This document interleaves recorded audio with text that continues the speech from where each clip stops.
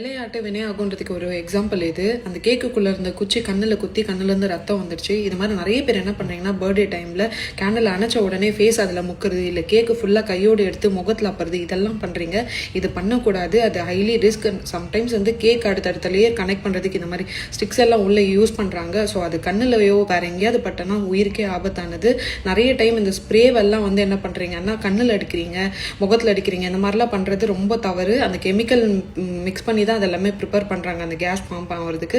So இது வந்து கண்ணில் பட்டால் ரொம்ப ஆபத்து தான் உயிருக்கு ஏற்படும். ஸோ இதெல்லாம் தவிர்க்கணும். மற்றவங்களுக்கு இதை ஷேர் பண்ணுங்கள். இதுக்கப்புறம் யாரோட பர்த்டேனா இந்த மாதிரிலாம் யாருக்கும் பண்ணாதீங்க.